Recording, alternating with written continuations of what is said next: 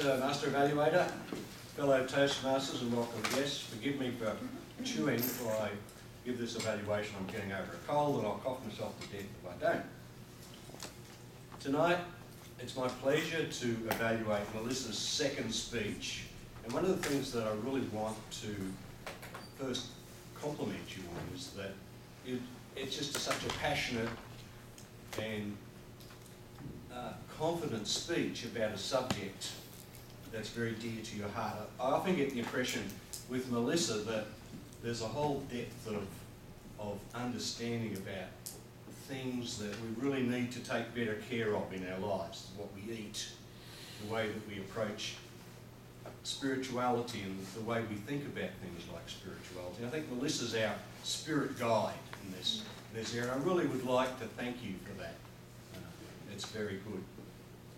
The purpose of your speech, the second speech, again, a great second speech. You were very confident, you came out the front straight away.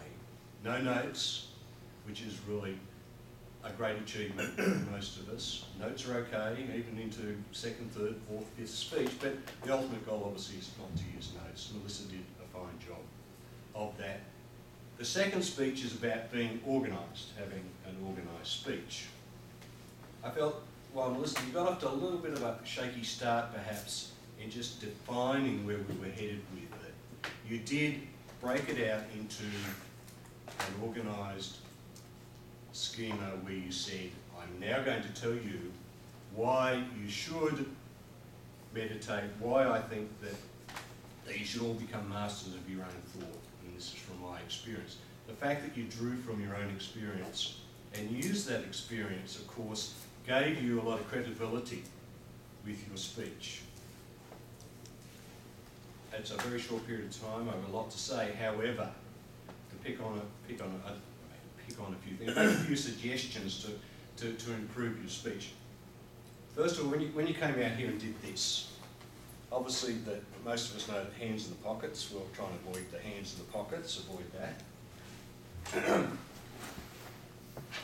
I heard you say you guys a lot.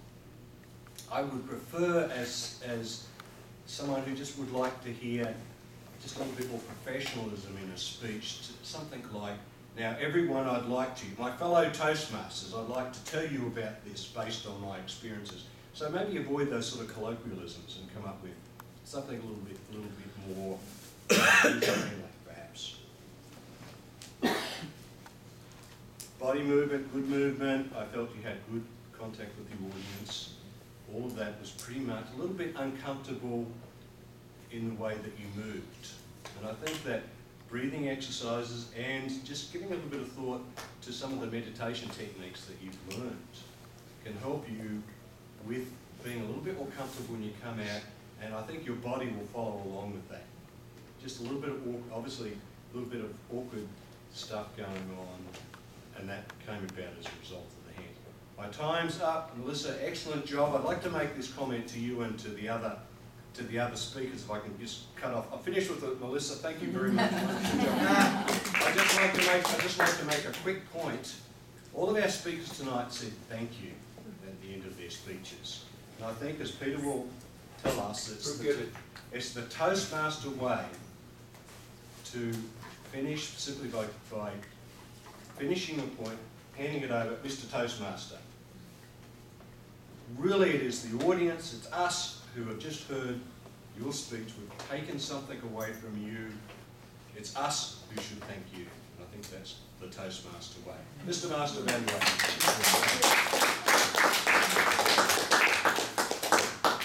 Thank you, Paul. I can tell you're really passionate about meditating. And I would suggest you just keep talking about that in all your speeches. But just in like a different way. So you get really good at talking about that. All right, next evaluation, we have evaluating Sean, funny man, icebreaker. And we have Tom. Please put your hands together for Tom.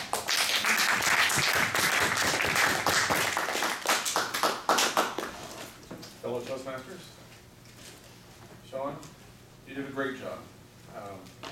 When you came out, you immediately got a laugh, which drew people in to just made you feel more accepted and more welcome. Your joke about how you can no longer drink German beer, he just immediately captured everyone and made them feel warm and attracted to you. And the same with adding the additional humor of the mistranslation with your grandmother when you inadvertently invited yourself to Germany and help her. Another thing you did really well, which was especially impressive for an icebreaker, is you just got right out in front of here with no notes and you were taking charge of the space, which is good. There was some nervousness there you could see, but it didn't detract too much from the speech, so you did a really good job there. Let's see. You had good posture, good facial expressions, good vocal variety, so it was pretty amazing how well you did for an icebreaker. A couple things that you could maybe work on. There was a line in your speech where you said that it was sort of a dismissive thing where the college really wasn't relevant. If it's not relevant, don't include it, just leave that out and just move right along. You had some other verbal tics that our awe counter will get you on, but nothing major at all. That one's coming. But your best asset's your just engaging personality, and you immediately win the audience over, and so they will forgive a lot just because you're so likable, and the rest is just practice. But the hard part you've already got, and that's a real bonus in your icebreaker.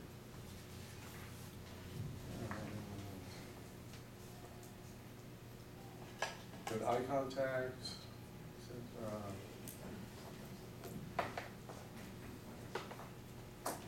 That's it. Everything that you did was off to a really good start, and it made us want to hear more from you in the future. And we'll look forward to hearing some more of your speeches. Good job. Thank you.